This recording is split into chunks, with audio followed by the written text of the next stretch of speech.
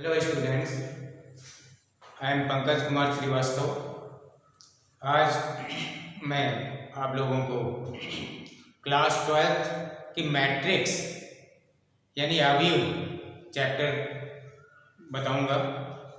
अच्छा, तो सबसे पहले बात आती है कि अवयव होता क्या है। अवयव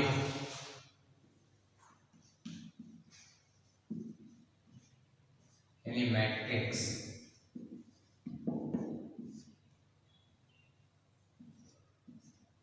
मैट्रिक्स होता है जब हम कुछ संख्याओं या वस्तुओं को एक आयताकार सारणी के रूप में सारणीबद्ध कर देते हैं, तो जिसमें कुछ पंक्तियां और कुछ स्तंभ होते हैं। तो ऐसे निकाय को एक सिस्टम क्रिएट हो जाता है, तो ऐसे निकाय को अवयव कहा जाता है। अब अवयव में जो 36 में एलिमेंट लिखे होते हैं, अवयव लिखे होते हैं, उसको कहते हैं रो यानी पंक्ति। और जो ऊर्ध्वाधर रो में अवयव लिखे होते हैं, तो उनको ऊर्ध्वाधर जो पंक्तियां होती हैं उनको कहते हैं स्तंभ। ठीक है, तो इसमें हम लोग अवयव की डेफिनेशन देंगे कि जैसे कुछ संख्याएं ले लेते हैं। सबसे पहले समझ लीजिए, एक आयताकार सारणी और इसको अवयव को प्रकट करने के लिए ये जो बड़ा स्क्वायर ब्रैकेट यानी बड़ा कोष्ठक होता है, इसका प्रयोग करते हैं और इसके अंदर एलिमेंट्स लिख देते हैं, संख्याएं लिख देते हैं 1 2 3 4 5 6। तो इसमें जो ये 36 में एलिमेंट लिखे हुए हैं, ये आपकी रो होती हैं, पंक्तियां होती हैं। और जो ऊर्ध्वाधर में अवयव लिखे होते हैं, इनको हम लोग स्तंभ कहते हैं। तो यहाँ पे कितनी पंक्तियां हैं? 1 2। और स्तंभ कितने हैं? 1 2 3 स्तंभ। तो अब यहाँ पे बात आती है कि ये पंक्तियां 2 हैं, स्तंभ 3 हैं। तो ऐसे अवयव को अवयव की कोटि भी होती है। कोटि क्या होती है? अगर किसी अवयव में कुछ पंक्तियां और कुछ स्तंभ हैं, तो पंक्तियों की संख्या यानी यहाँ पे जैसे पंक्तियां 2 हैं और बाई, ये जो क्रॉस यानी इंटू का चिन्ह होता है, इसको बाई पढ़ते हैं। बाई 3, 3 स्तंभ है तो बाई 3, 2 बाई 3, ये आपके अवयव की कोटि हो जाती है। अच्छा, तो सबसे पहले अब हम लोग मेन डेफिनेशन पे आते हैं अवयव की।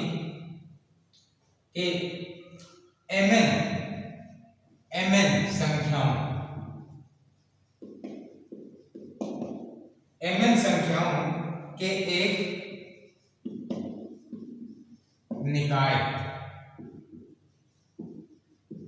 निकाय मतलब एक सिस्टम को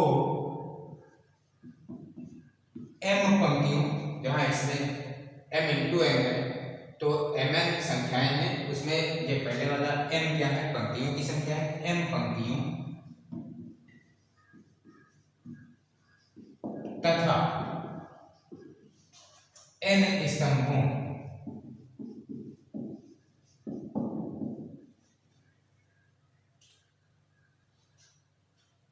में एक आयताकार सारणी के रूप में व्यवस्थित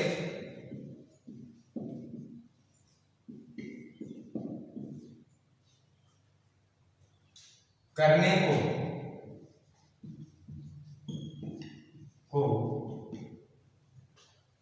m by n कोटि या क्रम का अवयव कहते हैं।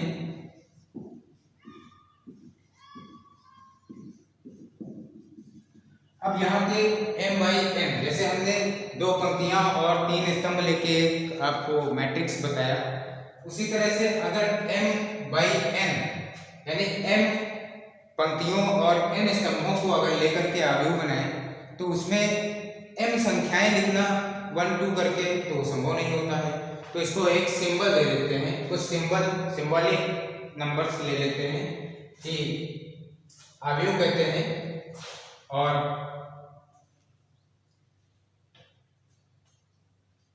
इसके जो एलिमेंट्स होते हैं उसको आव्यूह के जो अवयव होते हैं उनको स्मॉल लेटर्स, इंग्लिश अल्फाबेट के स्मॉल लेटर से डिनोट करते हैं, और आव्यूहों को कैपिटल लेटर से डिनोट करते हैं। तो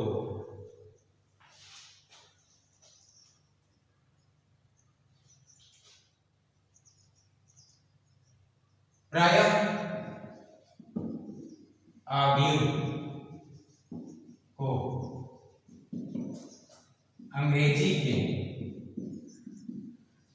या अंग्रेजी वर्णमाला के बड़े अक्षरों से प्रदर्शित किया जाता है।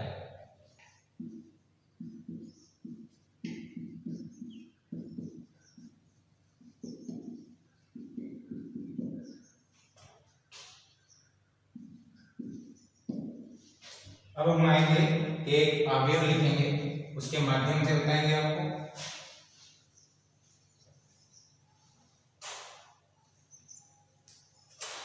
जैसे एक कोई अवयव ले लेते हैं और उसमें m पंक्तियां और n स्तंभ लेते हैं, तो ऐसे में एलिमेंट्स को लिखते हैं a फर्स्ट एलिमेंट a11 11 क्या है?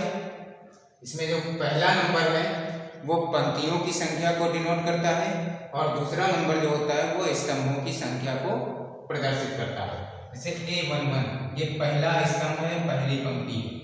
a12 यानी पहली पंक्ति का ये और दूसरे स्तंभ का एलिमेंट है। a13 and so on. इसी तरह से पहली पंक्ति और nवें स्तंभ का अवयव a1n होगा।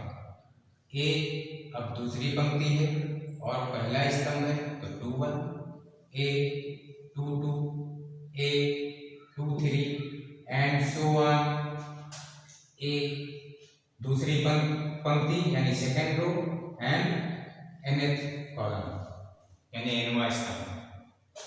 a तीसरी लाइन है, तीसरी पंक्ति है 31, a32, a33 and so on, a3n and so on. अब हम लोग इसी तरह से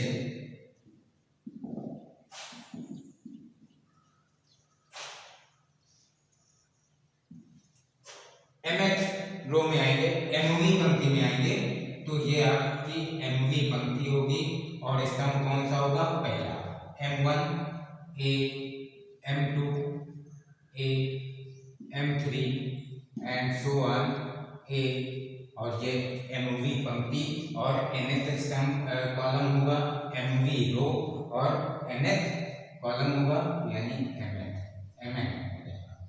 ये आपका एक स्तंभ होगा, सॉरी अवयव होगा। अब हम बात करेंगे कि अवयव का एक व्यापक अवयव होता है। अगर किसी अवयव में i पंक्तियों की संख्या हो और j स्तंभों की संख्या हो तो ijth एलिमेंट यानी ijवां एलिमेंट अवयव जो होगा वो अवयव का व्यापक अवयव कहलाएगा। ओके, तो इसमें हम लोग अवयव का व्यापक अवयव की बात करेंगे। अब यदि यानी नोट कर लेंगे, नोट यदि किसी अवयव में आई पंक्तियां तथा जे स्तंभ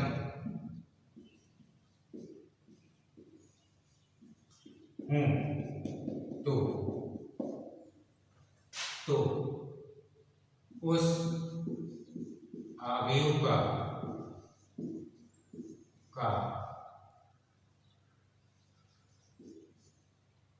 आई जे अवयव अर्थात ए आई जे अवयव का व्यापक अवयव होगा। ओके,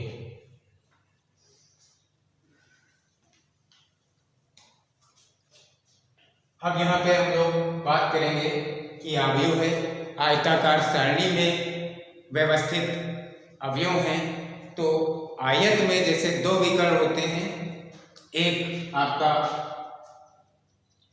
बाएं पक्ष का के ऊपर के कोने से दाएं पक्ष के निचले कोने को मिलाने वाला एक विकर्ण होता है, और एक दाएं पक्ष के ऊपरी कोने से बाएं पक्ष के निचले कोने तक को मिलाने वाला विकर्ण होता है। तो दो विकर्ण होते हैं। तो इसमें पहला जो बाएं पक्ष के ऊपरी सिरे से दाएं पक्ष के निचले सिरे को मिलाने वाला जो विकर्ण होता है उसको कहते हैं अग्र विकर्ण, सॉरी मेन डायगोनल, मुख्य विकर्ण। इसको क्या कहते हैं? मुख्य विकर्ण। ठीक है, तो हम मुख्य विकर्ण की बात करेंगे अब, यानी मुख्य विकर्ण यानी मेन डायगोनल।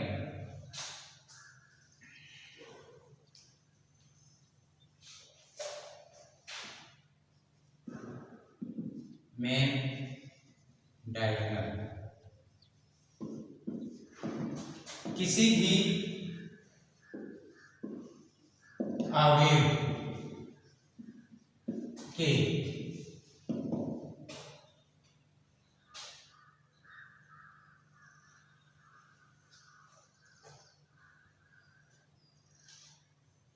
ऊपरी बाएं सिरे से निचले दाएं सिरे को मिलाने वाला अवयव मुख्य विकर्ण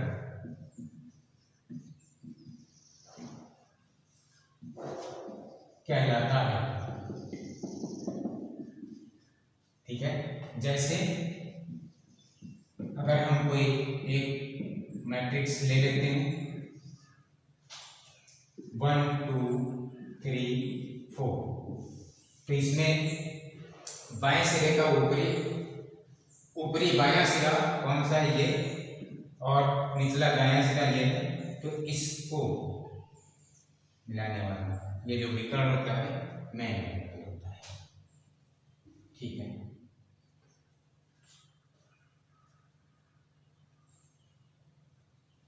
तो अब हम अवयव के क्रम या कोटि की बात करेंगे।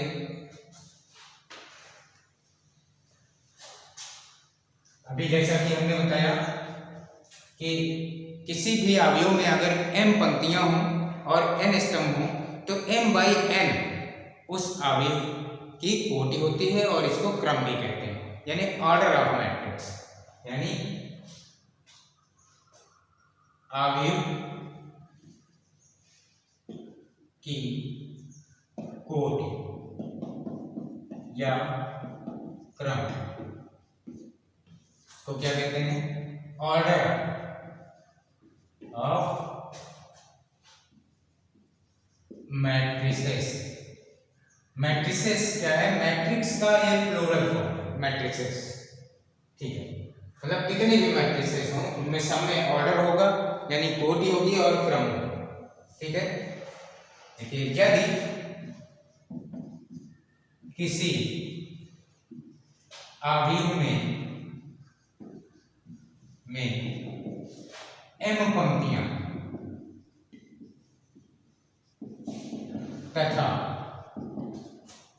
n स्तंभ हों तो उसकी या उस अवयव की कोटि m/n। जैसे एग्जाम्पल में आ जाएंगे कि यदि एक अवयव है 1 2 3 5 6 5 4, तो इसमें पंक्तियां कितनी हैं? 2, स्तंभ कितने हैं? 3, तो इसकी कोटि क्या हो जाएगी? 2/3। और कोटि को निचले कॉर्नर पे राइट साइड में लिख देते हैं, क्योंकि इस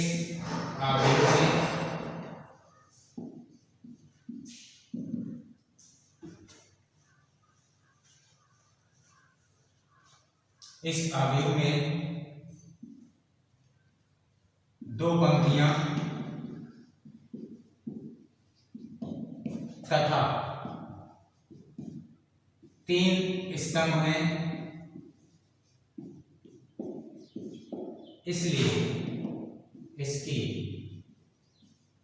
कोटि क्या होगी? 2/3। ओके,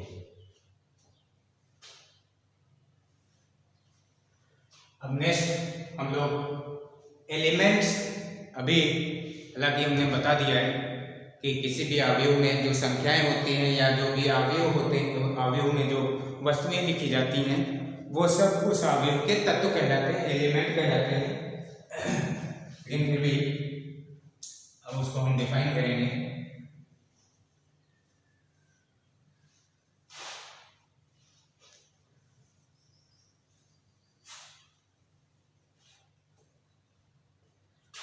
इनको डिनोट कैसे करते हैं?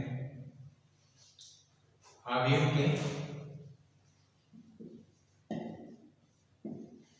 तत्व यानी एलिमेंट्स ऑफ मैट्रिसेस।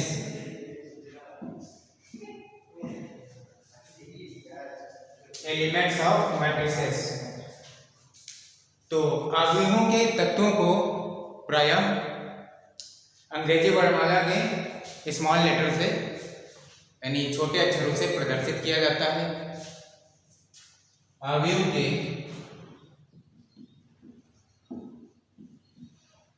तत्वों को प्रायः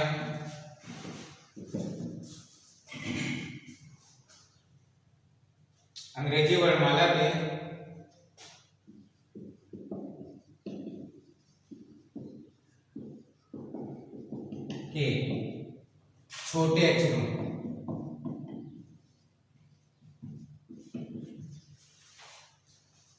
छोटे अक्षरों या वस्तुओं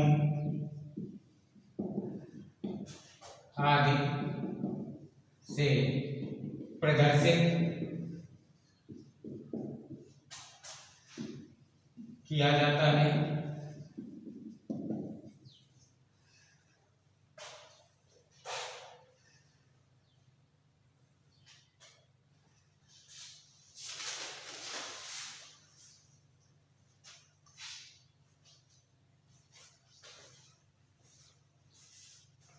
आप लोग नोट कर लीजिए। और नेक्स्ट वीडियो में अब हम मैट्रिक्स यानी टाइप्स ऑफ मैट्रिक्स बताएंगे। ओके, धन्यवाद।